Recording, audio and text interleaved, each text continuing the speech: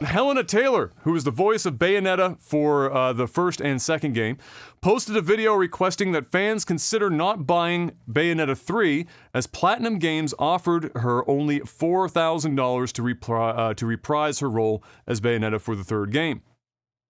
Now, there's a whole rat's nest to unravel there in general, and of course, when this topic came up, it's a topic that not a lot of people know a lot about in terms of voiceover compensation for a bunch of various things, whether it's voiceover compensation for, let's say, books or commercials or video games or movies or anything. They all kind of can vary. And then there are minimums that can be paid if you are part of the, I don't think it's, are voice actors part of SAG, or is it a separate entity? I can't remember if it says separate entity from SAG. I think that there is a SAG, but there is there's a specific union. That like lists your sure minimums, like your day A-list, rates. A-list actors and stuff, because they do voice acting as well, that it would all be part of SAG. But Yes, there is a union side, and then non-union. So they obviously at least she must have representation. Oh, definitely. Oh, yeah. She has representation, and so there are minimums and whatnot. But she felt insulted by the $4,000 offering for doing the entire game, and eventually they couldn't come to she said that they couldn't come to terms, and so she was fired from or left the project. Who did they have replace her? Well, they had Jennifer Hale, who is probably the most prolific, if not one of the most prolific voice actresses in general, and a much more expensive choice than Helena Taylor, which then sparked a bunch of questions from people around the internet about is Helena telling the truth, or was it that Platinum Games had some sort of contractual obligation with Helena and didn't want to have to complete it, so they bullied her out by offering her a low ball so that she would leave on her own terms so that they could go after a voice actress that they actually wanted to have for the project. Things of that nature, all sorts of stuff started spinning up. And then a couple of days later, Bloomberg came in and had contacted several people within Platinum Games and otherwise to try and get some sources to talk about this or any information. And as it turns out, what they're saying internally, and multiple people, including another publication that checked their sources separate from Bloomberg and were told the same thing, she was offered $4,000, yes, but for 4 or 5 sessions. So 4 or 5 separate sessions at $4,000. So it was going to be closer to a $20,000 compensation for the game than just a $4,000 payment.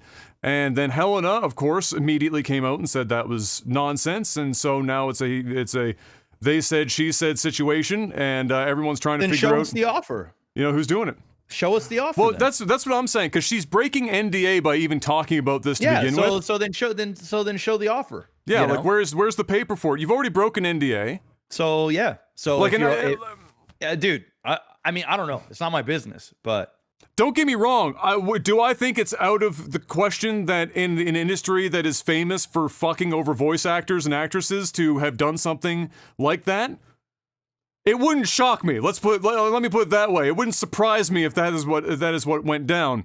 But at the same time, if Helena has already broken NDA by saying what she said, which I believe she absolutely has, which is part of why it's hard not to at least believe some of what she's saying, because why would she risk blowing whatever career she has available to her right now by breaking NDA and going through all of this without some of it being at least true? And like anything, it's probably a little bit of column A and a little bit of column B. But yeah, just show... I believe either side, whether Platinum or her, show the fucking I mean, show the contract. I mean, hey, I think it's probably more of the latter, where she was offered $4,000 a session, which sounds more right, because when I was doing voiceover work and I had to go to studios, is they would pay you a base rate, like a day rate kind of thing for the day. That's how it would work.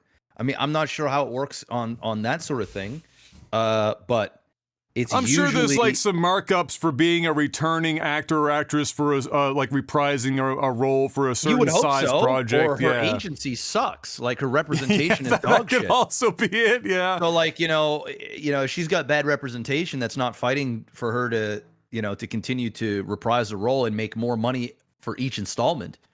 Then that's her management.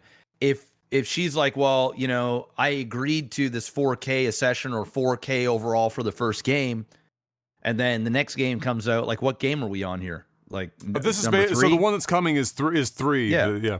So if she took the same amount again for number 2, and they're offering her the same again for number 3, I mean, I don't know.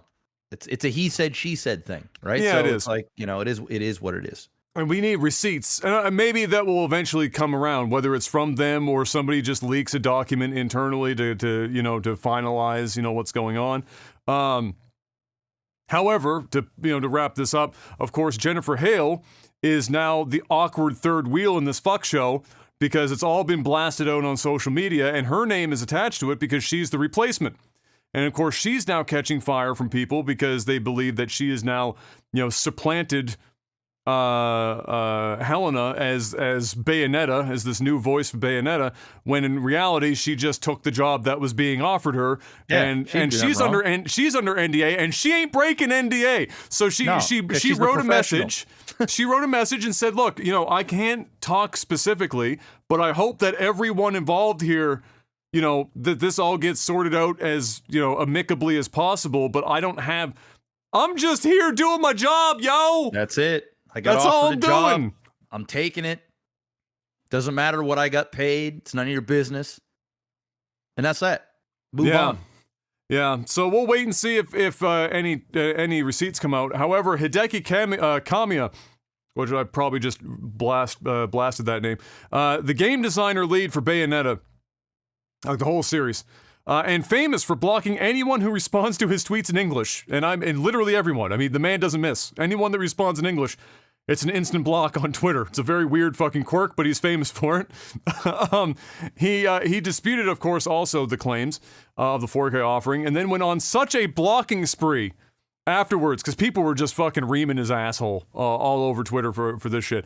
And not just in English. This man was blocking Japanese, English, Spanish. He was not being picky. And he blocked so many people that it kicked over the fucking like bot activity on Twitter, and his account got fucking suspended for a while, and then it was deleted.